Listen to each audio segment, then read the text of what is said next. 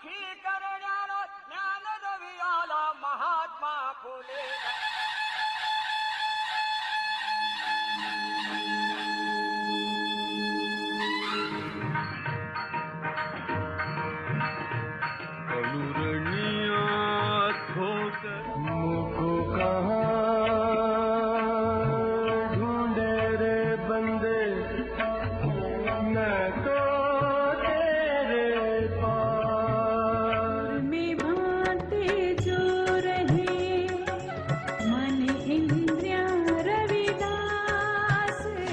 शापित मानव को बदल दिया वरदानों में, हीन दिनों के आंसू तुम्ही ने बदले हैं मुस्कानों में. बुद्धं शरणं गच्छामि.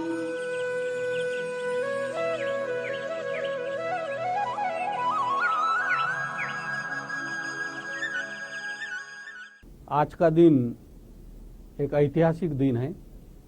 इस दिन पूना में महात्मा गांधी और डॉक्टर बाबा साहब आम्बेडकर के बीच एक करार हुआ था, जिसको पूना करार के नाम से जाना जाता है. वैसे तो पूना करार के बारे में एक राय नहीं है. कुछ लोग कहते हैं कि ये ऐतिहासिक महत्वपूर्ण दिन है.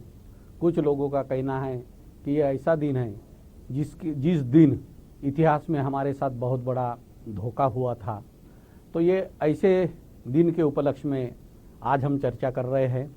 तो हम जानते हैं कि पूना करार क्या है. पूना करार तो 24 सितंबर 1932 को पूना में हुआ था, लेकिन उसके पहले की पृष्ठभूमि क्या है ये जानना भी जरूरी है. तो 1919 का कानून भारत में था. अंग्रेज सरकार 1919 के कानून के तहत यहाँ का राज्य कारभार चला रही थी. ये समझो कि 1919 का कानून यानी भारत का पहला संविधान. तो ये संविधान के खिलाफ कांग्रेस ने बहुत बड़ा हो हल्ला किया था. उनका ये कहना था कि अंग्रेजों ने ये कानून तो बनाया, लेकिन ये बनाते वक्त हमारी कोई राय नहीं ली गई, भारतीयों को इसमें शामिल नहीं किया गया, सलाह मशविरा नहीं किया गया. तब अंग्रेजों ने इनको आश्वासन दिया था कि 10 साल बाद एक नया कानून बनाया जाएगा और वो कानून बनाते वक्त आपको पूछा जाएगा, आपकी राय ली जाएंगी, आपकी सलाह ली जाएंगी, आपके साथ सलाह मशविरा करके ही हम दूसरा कानून बनाएंगे. उसी के तहत 1928 में साइमन के अध्यक्षता में एक साइमन कमीशन भारत में आया. तो पहले कांग्रेस ने 1919 के कानून का विरोध किया था. जब साइमन कमीशन नया कानून बनाने के लिए लोगों से सलाह मशविरा करने के लिए भारत आया, तब भी कांग्रेस ने और गांधी जी ने उसका विरोध किया और साइमन कमीशन गो बैक के नारे लगाए. लेकिन उसी समय बाबा साहब आम्बेडकर और ओबीसी के नेता एच.डी. सिंह चौरसिया, इन्होंने उसका स्वागत किया और साइमन कमीशन के सामने अपनी बातें रखी, अपने जो भी ख्यालात थे वो रखे.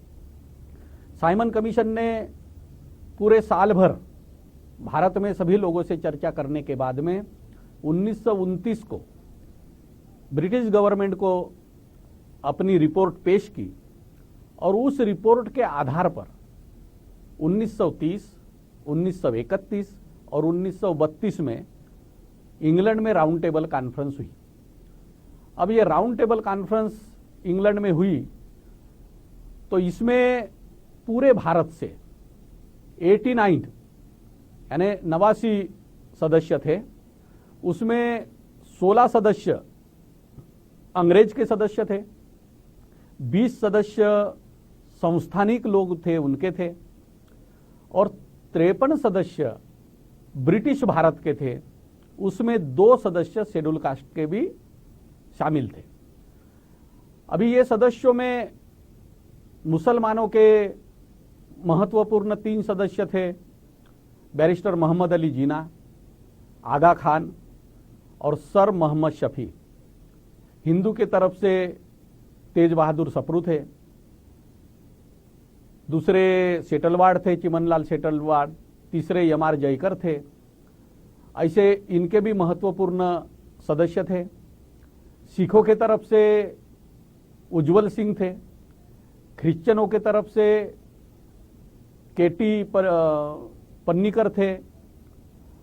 ऐसे सारे सदस्यों के साथ हिंदू महासभा के भी उस समय के बहुत बड़े नेता डॉक्टर मुंजे थे, और दलितों के 2 सदस्य थे, उसमें डॉक्टर बाबा साहब आम्बेडकर और दक्षिण भारत के राव बहादुर श्रीनिवासन। ये पहली 1930 को पहली कॉन्फ्रेंस शुरू हुई। कांग्रेस ने उस कॉन्फ्रेंस पे परिषद पर बहिष्कार डाला, गांधी जी भी गए नहीं। शायद गांधी जी को ऐसा लग रहा था कि मैं अगर नहीं गया, कांग्रेस ने बहिष्कार डाला, तो हमारा सबसे बड़ा भारत का संगठन होने के कारण ये परिषद या गोलमेज राउंड टेबल कॉन्फ्रेंस जो है वो ही रद्द कर दी जाएंगे।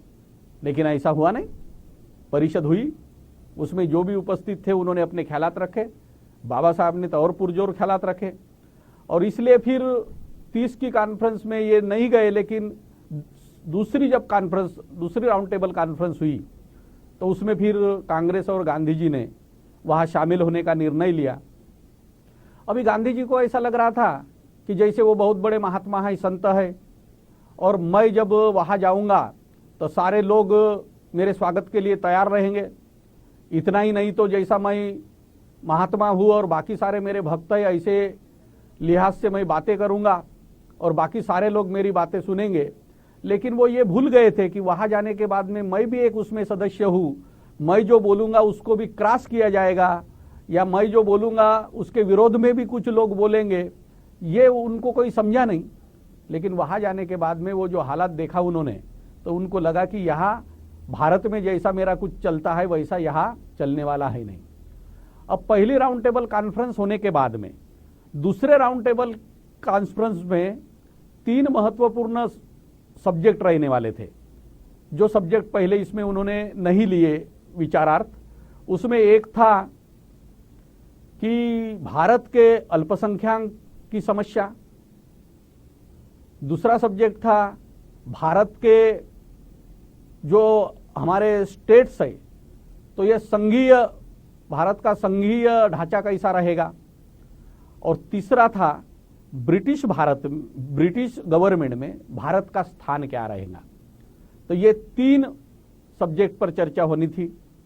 बाबा साहब ने वहाँ साइमन कमीशन के सामने जो बातें रखी थी वही बातें उधर भी रखी, और बाबा साहब ने जो डिमांड की, बाबा साहब ने सेकंड राउंड टेबल कॉन्फ्रेंस में कि अल्पसंख्यकों के क्या प्रश्न है या उनकी समस्या क्या है, उसके ऊपर कहा कि अल्पसंख्यक की सबसे बड़ी समस्या दलितों की समस्या है, और दलितों की पहली समस्या है कि उनके साथ छुआछात होती है, वो छुआछात बंद होनी चाहिए। दूसरा उनका मुद्दा था कि जो छुआछात मानते हैं उनके खिलाफ कानूनन कार्रवाई होनी चाहिए। तीसरा उनका मुद्दा था कि भारत के सभी लोगों को जो अधिकार मिलते हैं वो अधिकार अस्पृश्य लोगों को भी मिलने चाहिए। ऐसी व्यवस्था कानून के आधार पर भी भारत में होनी चाहिए। बाद में उनका मुद्दा था कि यहाँ जो बहिष्कार डाला जाता है अछूतों के ऊपर, तो वो बहिष्कार डालने वाले के खिलाफ कानूनन कड़ी कार्रवाई होनी चाहिए, बहिष्कार यहाँ से खत्म होना चाहिए। 5वां मुद्दा उनका था कि अछूतों को मतदान का अधिकार होना चाहिए, और साथ में ही उनके लिए स्वतंत्र मतदार संघ भारत में होने चाहिए। उसके बाद में उन्होंने कहा कि ये लोगों को न्याय देने के लिए इनके मंत्रिमंडल में भी, कायदे मंडल में, चाहे प्रांतीय हो या केंद्रीय हो, सदस्य भी होने चाहिए, मंत्री भी होने चाहिए। और एक महत्वपूर्ण मुद्दा उन्होंने आखिरी में कहा था कि अस्पृश्य वर्गों का देश के नीति निर्धारण में सहभाग होना चाहिए। तो ये सहभाग का मतलब है कि कायदे मंडल में इनके मंत्री होने चाहिए, तभी ये देश की नीति निर्धारण करने में उनका सहभाग रहेगा। तो बाबा साहब ने ये 8 महत्वपूर्ण मांगे अंग्रेज सरकार के सामने रखी। गांधी जी गए थे, इन्होंने क्या मांग रखी फिर? तो गांधी जी की कोई मांग नहीं थी। गांधी जी ने एक ही मांग किया कि मैं सिर्फ दलितों का विरोध करने के लिए यहां आया हूं। उन्होंने कोई आजादी नहीं मांगी, उन्होंने हिंदुओं के लिए कोई कानून की बात नहीं की, कोई सहूलियत की बात नहीं की, या ब्रिटिश गवर्नमेंट की राजनीति कैसी चलते उसका कहीं विरोध भी नहीं किया। उन्होंने एक ही कहा कि मैं भारत में क्रिश्चियन लोग हैं, उनको जो चाहिए वो देने के लिए तैयार हूं।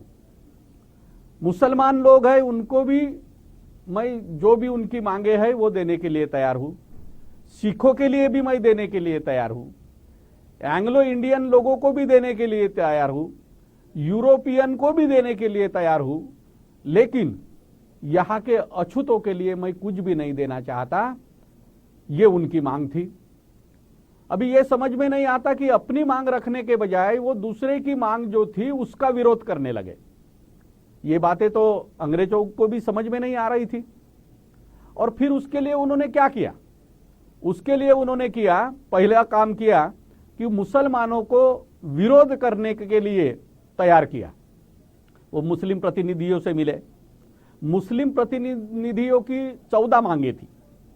जो 14 मांगे हिंदू महासभा के डॉक्टर मुंजे ने, इतना ही नहीं तो साइमन कमीशन जो भारत में आया था वो साइमन कमीशन ने पहले ही खारिज कर दी थी। तो वो 14 मांगे गांधी जी ने बोला कि ये मैं मानने के लिए तैयार हूं। साथ में उन्होंने कुछ विस्तारित मांगे भी इंग्लैंड जाने के बाद में 14 के बाद में पेश की। उन्होंने कहा ये भी मैं मानने के लिए तैयार हूं, लेकिन आपको एक ही काम करना है, और वो काम करना है कि दलितों के लिए जो डॉक्टर अंबेडकर स्वतंत्र मतदार संघ मांग रहे हैं उसका आपको विरोध करना है। मुसलमानों ने गांधी जी को कहा, गांधी जी हम विरोध कैसा करेंगे, क्योंकि हम भी स्वतंत्र मतदार संघ मांग रहे हैं, वो भी स्वतंत्र मतदार संघ मांग रहे हैं। तो ऐसे इसमें हम हमारे लिए मांगे, और हमारी तो आर्थिक हालात दलितों से काफी अच्छे है, फिर भी तो हम मांग रहे हैं। वो दलित हमारे से काफी कमजोर है, फिर वो मांग रहे तो हम उनका विरोध करेंगे। तो ये हमें समझ में नहीं आ रहा कि हम हमारे लिए मांगे और दूसरे का विरोध करें, तो ये हमसे नहीं होगा। गांधी जी को लगा कि ये अपनी चाल जो है वो असफल हुई। तो फिर गांधी जी ने दूसरा हथियार उठाया। रीट्स होटल में ये मुस्लिम प्रतिनिधि आगा खान, मोहम्मद अली जीना और सर मोहम्मद शफी जहां रुके थे, तो गांधी जी ने बहुत ढूंढ ढांड के कुरान की कॉपी खरीदी, और वो कुरान की कॉपी लेकर रीट्स होटल में लंदन में गए। और वहां जाने के बाद में मुसलमानों को बोला कि भाई देखो आपके कुरान में क्या लिखा है। तो उन्होंने पूछा क्या लिखा है। उन्होंने कहा कुरान में ये लिखा है कि किसी भी दूसरे धर्म में विभाजन कराना, ये इसकी इजाजत कुरान नहीं देता। तो उन्होंने कहा ये बात तो सही है कि दूसरे धर्म में विभाजन करना, ये बात आजादी कुरान नहीं देता है, इजाजत नहीं देता है। लेकिन बात क्या है? तो उन्होंने बोला देखो डॉक्टर अंबेडकर जो मांग कर रहे हैं स्वतंत्र मतदार संघ दलितों के लिए, तो ये मांग हिंदू धर्म में विभाजन करने वाली मांग है, और इसलिए आपने इसका विरोध करना चाहिए। तो उन्होंने कहा महात्मा जी आप कहा की बात कहां लगा रहे हैं? ये डिमांड जो है ये तो राजनीतिक है, पॉलिटिकल डिमांड है। यहां धर्म आप बीच में कहां घुसेड़ रहे हैं? और जो हमारे लिए हम मांग रहे हैं उसका दूसरे के लिए विरोध कैसा करेंगे? तो उन्होंने कहा कि ऐसा अगर करेंगे तो मैं आपकी सारी मांगे मंजूर करने के लिए तैयार हूं। तो उन्होंने गांधी जी को बोला कि भाई ऐसा तो नहीं हो पाएगा, लेकिन हम बाद में देखेंगे क्या करना है। तो वो ये बोलकर चले गए, और गांधी जी को लगा कि भाई ये मुस्लिम समाज मेरी बात मानेगा। इसलिए फिर जब मीटिंग शुरू हुई अल्पसंख्यक लोगों के लिए, जिसकी अध्यक्षता रैमसे मैकडोनाल्ड जो तत्कालीन प्रधानमंत्री थे इंग्लैंड के, उनके अध्यक्षता में मीटिंग शुरू हुई। उनके अध्यक्षता में मीटिंग शुरू हुई तो ये मसला हल नहीं हो रहा था। बाबा साहब अपने डिमांड पर अड़े थे, गांधी अपने डिमांड पर अड़े थे। ऐसे इसमें जब ये सवाल हल नहीं हुआ तो फिर रैमसे मैकडोनाल्ड के लिए सभी लोगों ने ऐसा कहा कि ये आपसी सहमति से ये मसला हल नहीं हो रहा, इसलिए इसको हल करने की जिम्मेदारी हम ये मीटिंग के अध्यक्ष जो है रैमसे मैकडोनाल्ड उसको अधिकार देते हैं, जैसे आमतौर पर आजकल पॉलिटिकल पार्टियां करती है। सीएम का कैंडिडेट अगर विधायकों में एक राय नहीं हुई, वो बोलते हैं कि इसको फाइनल करने के अधिकार हम केंद्रीय नेतृत्व को दे देते हैं, और फिर केंद्रीय नेतृत्व अपने मन से जो भी सुझाव देते हैं कि भाई इसको सीएम बनाना है वो बना लेते। उसी टाइप ये सारे लोगों ने प्रस्ताव पास किया कि अभी हम ये सारा मसला सुलझाने का अधिकार ये हम आज के मीटिंग के अध्यक्ष रामसे मैकडोनाल्ड को दे देते हैं, और ये सम्मति पत्र पर जितने भी सिख थे, ईसाई थे, तो ये सारे लोगों ने उनको ये अधिकार दे दिए। एक ही आदमी था उस मीटिंग में जिसने ये अधिकार रामसे मैकडोनाल्ड को नहीं दिया, और ये कहते हुए नहीं दिया कि मैं किसी भी एक व्यक्ति को मेरे देश के या मेरे समाज के 7-8 करोड़ लोगों का भविष्य तय करने का अधिकार नहीं दे सकता। ये कौन आदमी था? ये आदमी थे डॉक्टर बाबा साहब आम्बेडकर। उन्होंने अपना सम्मति पत्र लिखित रूप में उनको नहीं दिया, लेकिन एक बात महत्वपूर्ण है कि सारे प्रतिनिधियों के साथ गांधी जी ने भी हस्ताक्षर करके ये सम्मति पत्र रामसे मैकडोनाल्ड को दिया। उनको लगा कि मुसलमानों को मैंने पटा लिया है। मुसलमानों को मैंने पटाने के कारण मुस्लिम समाज बाबा साहब के जो मसला है उसका विरोध करेंगे, तो अपने आप ही ये मसला लटक जाएगा। और उन्होंने रामसे मैकडोनाल्ड को यही कहा था कि मैं इसका विरोध नहीं करूंगा, लेकिन मीटिंग में अगर बाकी लोग इसका विरोध करते हैं तो फिर मेरा भी विरोध रहेगा। तो गांधी जी को ऐसा लगा मुस्लिम विरोध करेंगे तो ये मसला लटक जाएगा, लेकिन इसके ऊपर जब दूसरी मीटिंग हुई तो मुसलमानों ने उस मीटिंग में विरोध नहीं किया, वो मौन धारण करके रहे, और इसलिए फिर गांधी जी की कुछ नहीं चली। तो गांधी जी का ये पराभव हुआ, और ये पराभव होने के बाद में गांधी जी भारत आए, लेकिन वहां उन्होंने अपने भाषण में कह दिया था कि अगर ये हुआ, बाबा साहब की स्वतंत्र मतदार संघ की अछूतों के लिए जो मांग है, ये अगर अंग्रेज सरकार या ब्रिटिश सरकार पूरी करती है तो मैं आमरण अनशन करके अपनी जान दे दूंगा। ये बोल के आए। आने के बाद में 32 के 11 मार्च 1932 को फिर गांधी जी ने सर सैमुअल होअर को खत लिखा, जो सचिव थे उधर के। उनको खत लिखकर कहा कि होवर जी, मैंने वही भाषण दिया था कि अगर आप दलितों को स्वतंत्र मतदार संघ देते हैं तो मैं जान की बाजी लगाऊंगा, अपना प्राण त्याग करूंगा, लेकिन इसका विरोध करूंगा, तो यह आपको जानकारी होगी।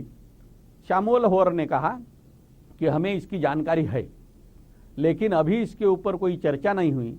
वो जो भी मीटिंग के प्रस्ताव थे वो हमने लोथियन कमेटी को दे दिए हैं, और लोथियन कमेटी की जब तक रिपोर्ट नहीं आती हम उसके ऊपर कोई कार्रवाई नहीं कर सकते या आपको भी कुछ बता नहीं सकते। ऐसा खत उन्होंने गांधी जी को लिखा।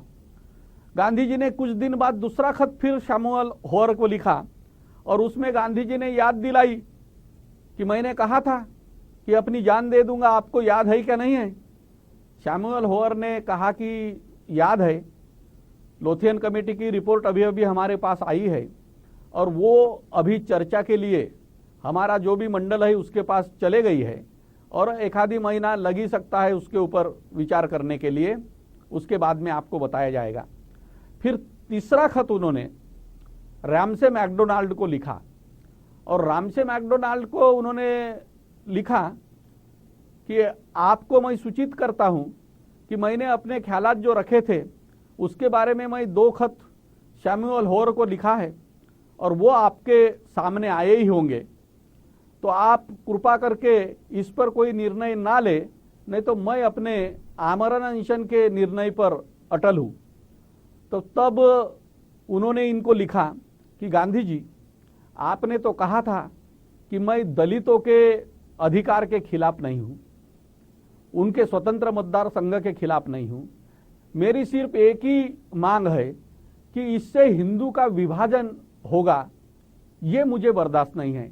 लेकिन मैं आपको बताना चाहता हूं, रामसे मैकडोनाल्ड कहते हैं, लेकिन मैं आपको बताना चाहता हूं कि इनको अधिकार देने से हिंदू समाज का कहीं भी विभाजन नहीं होता, और ये तो हिंदू महासभा के डॉक्टर मुंजे ने भी कहा था कि स्वतंत्र मतदार संघ देने से हिंदू धर्म में कहीं भी विभाजन की स्थिति उत्पन्न नहीं होती, क्योंकि डॉक्टर मुंजे तब हिंदुओं के बहुत बड़े नेता थे। तो रैमसे मैकडोनाल्ड ने भी यही कहा कि इसका कोई हिंदू धर्म में विभाजन होने से सवाल नहीं होता, आप विरोध क्यों कर रहे हैं ये हमें समझ में नहीं आ रहा और अत्यंत दुख भी हो रहा है आपकी इस बातों से, ऐसा मैकडोनाल्ड ने कहा। साथ ही उन्होंने ये कहा कि आपका डर यह है कि इनको स्वतंत्र मतदार संघ मिलेगा, संयुक्त मतदार संघ के तो आप पक्षधर है, तो मैं आपको ये सूचित करना चाहता हूं कि हम जो इनको दे रहे हैं, यानी कम्युनल अवार्ड जो हम इनको दे रहे हैं, तो कम्युनल अवार्ड में स्वतंत्र मतदार संघ भी है और संयुक्त मतदार संघ भी है।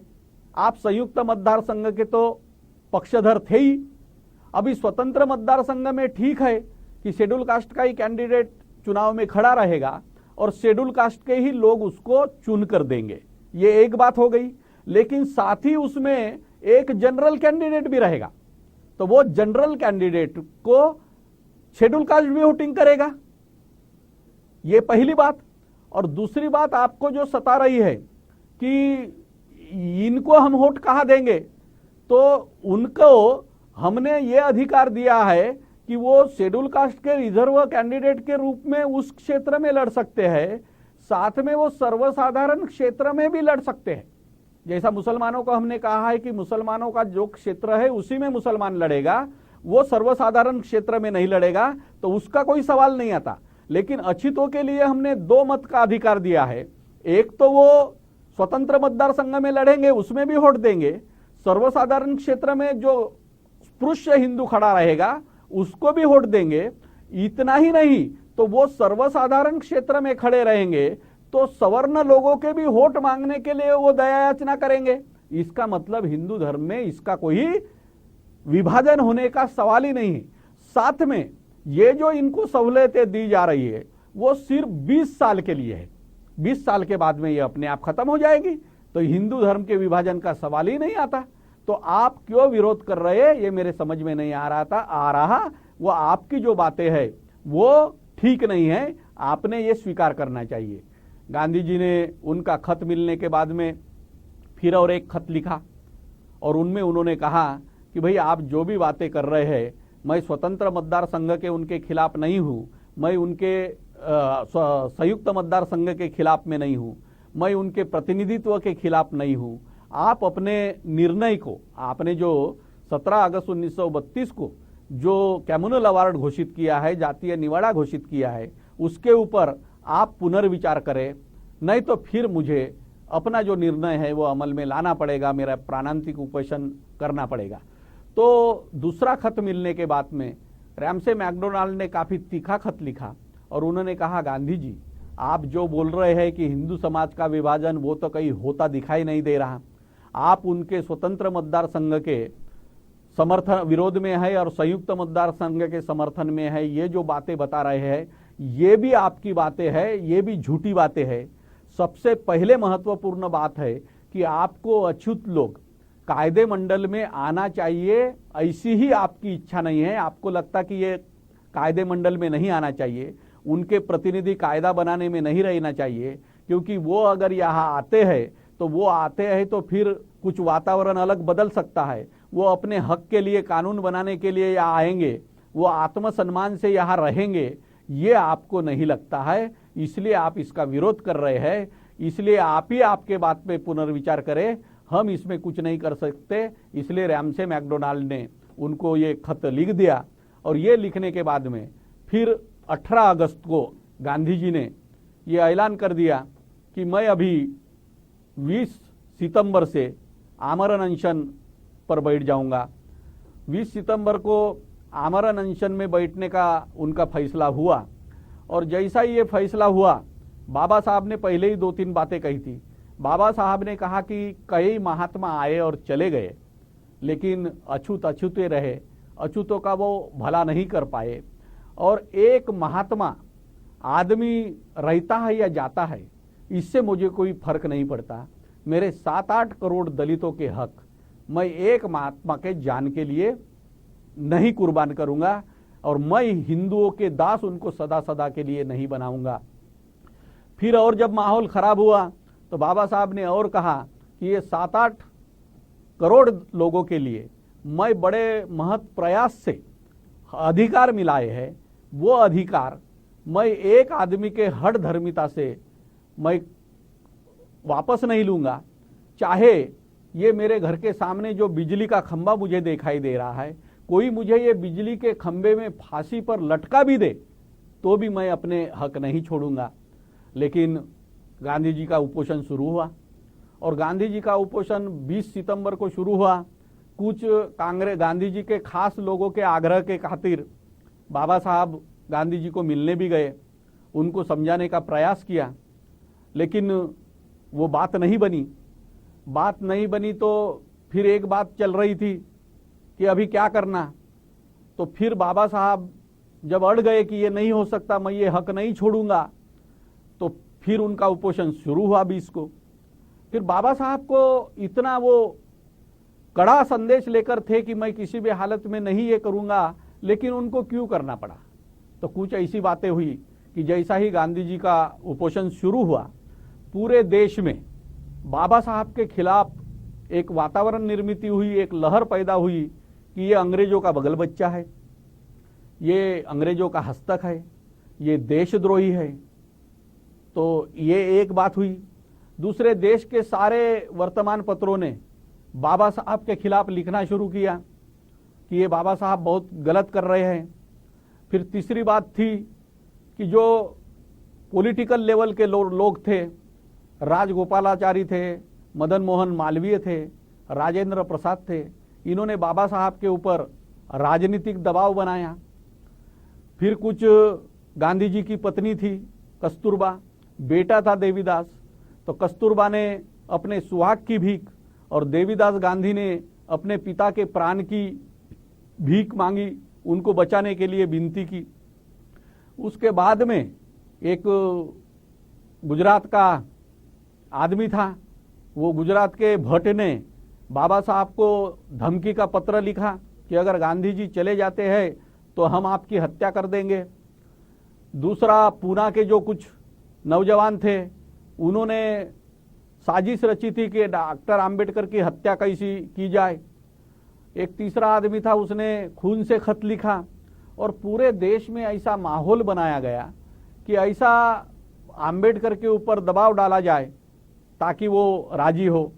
और इसलिए फिर बाबा साहब को लगा कि अगर ये गांधी जी मर जाते हैं तो हो सकता कि मेरे दलित लोगों की बहुत हत्याएं होंगी, मेरी हत्या होना तो छोड़ो, समाज की गांव-गांव में हत्या होगी, और फिर मैं जिनके लिए अधिकार मांग रहा वही अगर जीवित नहीं रहते तो फिर ये अधिकार का क्या मतलब रहेगा। तो इसलिए बाबा साहब ने फिर कुछ नरमाई का धोरण अख्तियार किया और फिर उनको कांग्रेस के बहुत सारे लोगों ने कहा कि ठीक है, ये उपोषण छूटने दो, हम आपके साथ बहुत अन्याय नहीं होने देंगे, आपकी सारी बातें मानेंगे। और फिर गांधी जी के पास मिलने गए। गांधी जी के पास मिलने गए तो गांधी जी ने बोला, बाबा साहब ने कहा कि भाई ठीक है, 20 साल की ये जो मर्यादा है वो मर्यादा हम 10 साल कर लेते हैं। तो गांधी जी ने कहा नहीं, ये 5 साल करो, सिर्फ 5 साल, नहीं तो मेरे प्राण। बाबा साहब बोला नहीं 5 साल नहीं होते। फिर आखिर गांधी जी मान गए कि ये रिजर्वेशन जो रहेगा वो 10 साल के लिए रहेगा, स्वतंत्र मतदार संघ रहेगा, और जो 74 सीटें मिलने वाली थी हमें वो 151 कर दी गई कि ठीक है, आपको स्वतंत्र मतदार संघ में 74 सीटें मिलने वाली थी, लेकिन अभी आपको 151 सीटें दी जाएगी, यानी आपके समाज की भलाई बहुत अच्छी होगी। तो 1932 में 24 सितंबर को ये पुणे करार हुआ। अभी बहुत सारे लोग बोलते कि ये पुणे बाबा साहब आम्बेडकर और गांधी जी के सिग्नेचर से करार हुआ, तो गांधी जी की तो पुणे करार पे कहीं सिग्नेचर नहीं थी। गांधी जी के तरफ से मदन मोहन मालवीय ने, हिंदू धर्म के तरफ से मदन मोहन मालवीय की सिग्नेचर थी, और अस्पृश्यों के तरफ से डॉक्टर बाबा साहब आम्बेडकर की सिग्नेचर थी। तो 24 सितंबर को ये करार हुआ और फिर 25 सितंबर को यहाँ पहले दिन तो 23 लोगों की सिग्नेचर हुई थी, इधर से बाबा साहब आम्बेडकर और बाकी कुछ उनके साथी थे, और उधर से हिंदू थे, तो 23 लोगों की सिग्नेचर हुई। दूसरे दिन मुंबई में हिंदू परिषद हुई जिसमें स्पृश्य और अस्पृश्य इकट्ठा हुए, उसमें और 18 सिग्नेचर हुई। और उसके बाद में उसी शाम एक इंडियन मर्चेंट हॉल में सभा हुई। उस सभा में ये पुणे करार का स्वागत करने के लिए सभा हुई। उस सभा में बाबा साहब ने हिंदुओं को पूछा कि क्या ये करार हुआ है, इसका आप ईमानदारी से पालन करोगे? तो सभी स्पृश्य हिंदुओं ने हाँ हाँ के नारे लगाए, हाँ बाबा साहब हम ईमानदारी से पालन करेंगे। तो बाबा साहब ने कहा कि भाई ठीक है, अभी ये ईमानदारी से पालन करने वाले हैं। तो ये हुआ और फिर 26 तारीख को इस करार के ऊपर ब्रिटिश गवर्नमेंट ने मुहर लगाई और ये पुणे करार मंजूर हुआ। ये 1932 की बात है। फिर 1932 के बाद में बाबा साहब ने, कुछ लोग कहते कि भाई बाबा साहब ने समर्थन किया या विरोध किया, तो बाबा साहब ने समर्थन तो किया था। कुछ साल बाबा साहब ने समर्थन किया। एक बार बाबा साहब ने पूना के मीटिंग में बोला कि भाई ये करार जो है ये ऐतिहासिक करार है, और ये ऐतिहासिक करार है इसलिए इस करार के दिन हम लोगों ने इकट्ठा होकर इसको राजकीय दिन के रूप में मनाना चाहिए।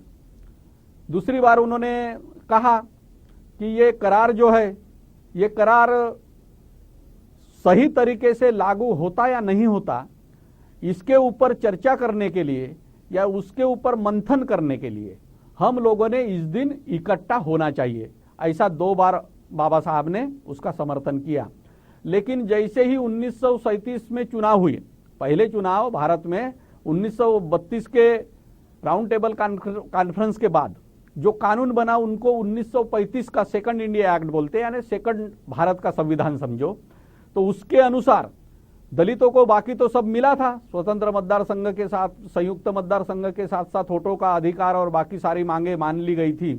37 में पहले चुनाव हुए, तो पहले चुनाव में बाबा साहब ने भी अपने कैंडिडेट लड़ाए।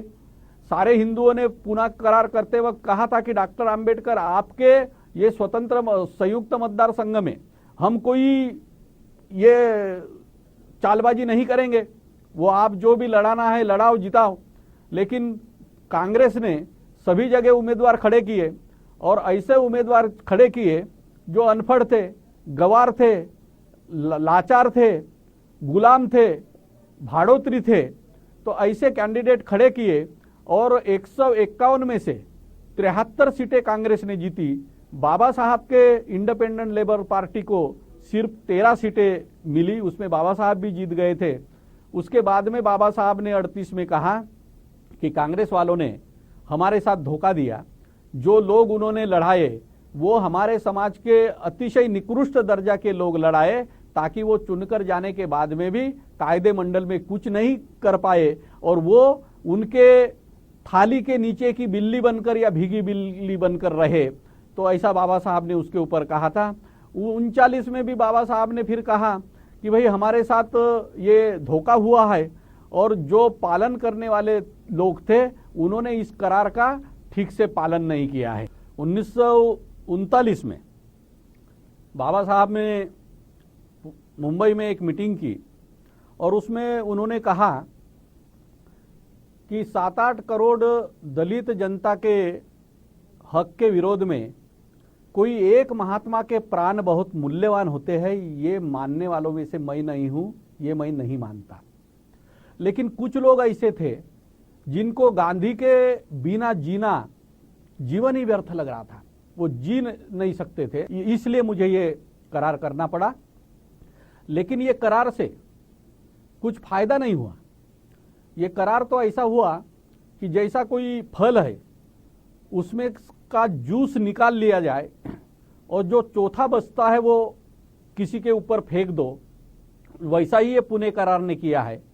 कांग्रेस वालों ने उस फल का जूस पूरा पी लिया है और जो चौथा था वो दलितों के मुंह के ऊपर फेंक दिया है। मुझे लग रहा था कि ये जेंटलमैन एग्रीमेंट होगा, लेकिन ये जेंटलमैन एग्रीमेंट नहीं हुआ। और उसके बाद में 1940 से उन्होंने पुणे करार रद्द करने के लिए प्रयास शुरू किए। 1942 में जब भारत में क्रिप्स मिशन आया, तब बाबा साहब ने क्रिप्स मिशन के सामने एक मेमोरेंडम दिया और पुणे करार को रद्द करने की बात कही। 1946 में पूना में आर भोले, पीटी बोराले और दादा साहब गायकवाड़ के नेतृत्व में आंदोलन चलाया गया, पुणे करार रद्द करो करके। और 46 में ही 12 दिन का एक आंदोलन बाबा साहब के नेतृत्व में पूना में हुआ।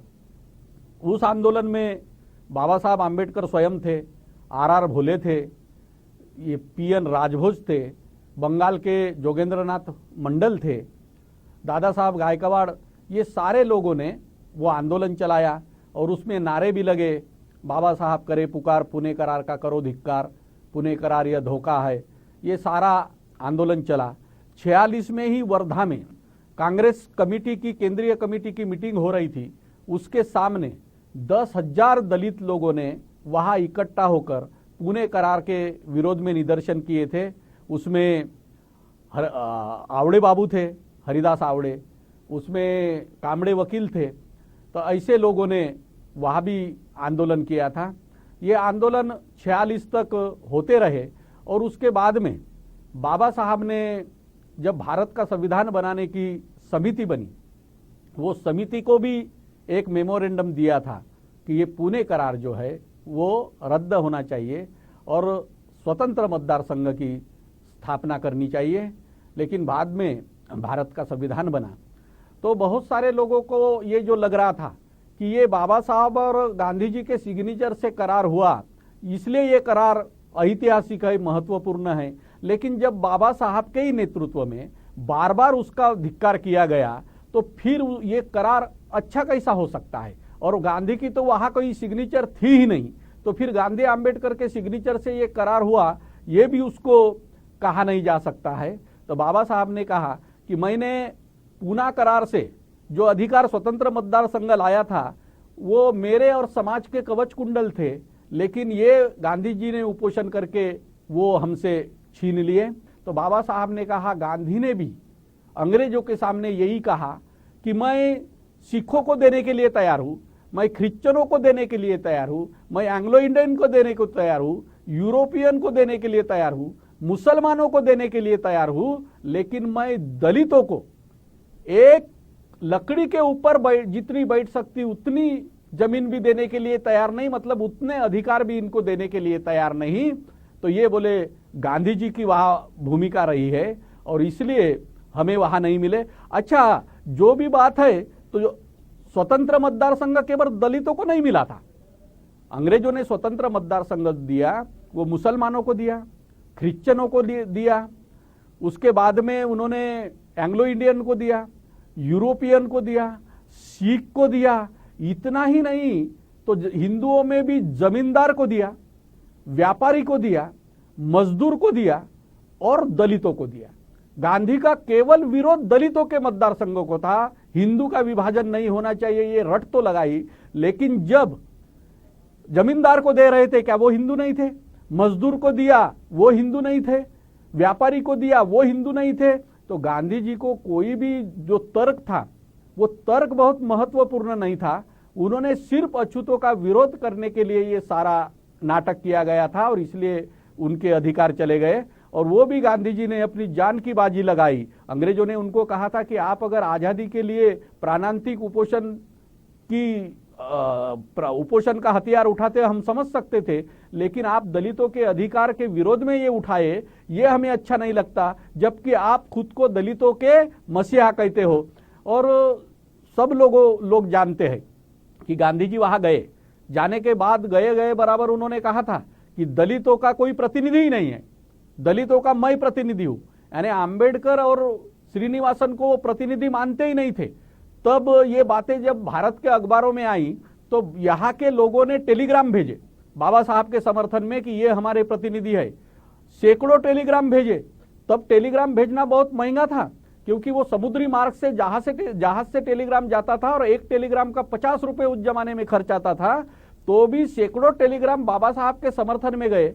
गांधी ने भी अपने समर्थन में टेलीग्राम मंगाए, लेकिन वहां जब ब्रिटिशों के सामने बाबा साहब ने टेलीग्राम रखे तो उसमें एक गांव ऐसा था जो हिमालय के पास में अल्मोड़ा जिला था।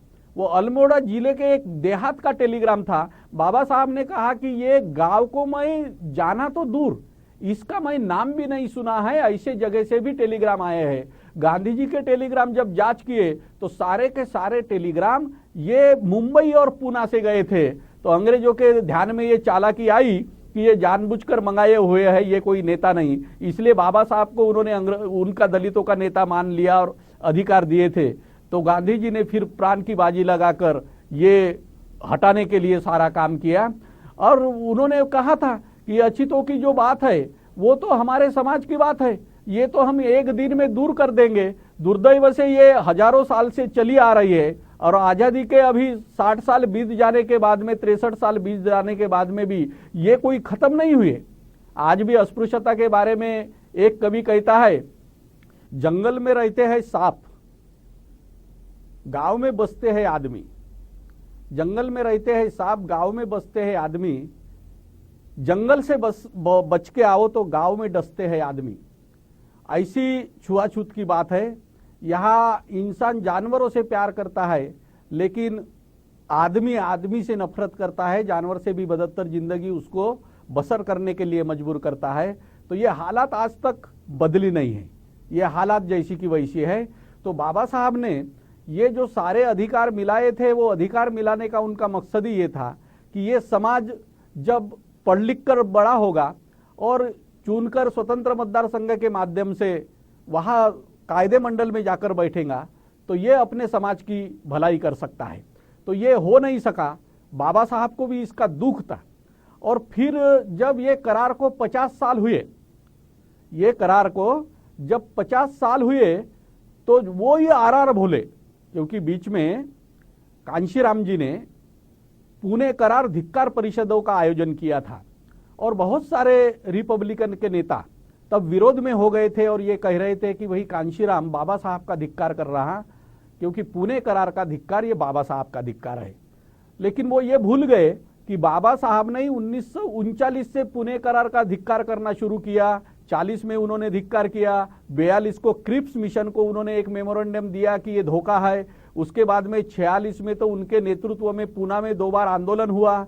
10,000 लोगों ने वर्धा में कांग्रेस के कमेटी के सामने मेमोरेंडम दिया और फिर कॉन्स्टिट्यूशन कमेटी को भी बाबा साहब ने मेमोरेंडम दिया कि ये रद्द होना चाहिए।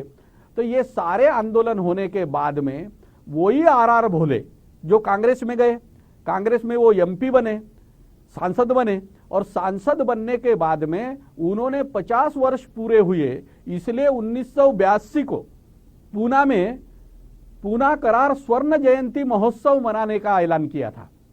तो इसलिए बाबा कांशीराम जी को लगा कि ये तो बाबा साहब धोखा हुआ बोलते थे, ये तो जूस कांग्रेस पी और चौथा हमारे ऊपर फेंक दिया ऐसा कहते थे, मेरे कवच कुंडल यहाँ से निकाल लिए ऐसा बाबा साहब ने कहा था।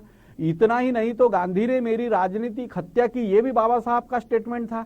तो कांशीराम जी ने कहा कि ये कांग्रेस वाले समाज को जो गुमराह कर रहे हैं उनका पर्दाफाश होना चाहिए। इसलिए कांशीराम जी ने 1 महीना 24 सितंबर से 24 अक्टूबर तक पूरे देश में अपने पुणे करार धिक्कार परिषदों का 100 परिषदों का आयोजन किया। उसमें एक परिषद नागपुर में भी हुई थी और उसके माध्यम से समाज को जागरूक किया। तो आज अगर स्वतंत्र मतदार संघ हुए होते तो देश की हालत कुछ अलग होती। आज जो कांग्रेस के या बीजेपी के चुनाव टिकट पर उनके जो गुलाम, उनके थाली के नीचे के बिल्ली के समान रहने वाले जो भाड़ोतरी लोग चुनकर जाते हैं,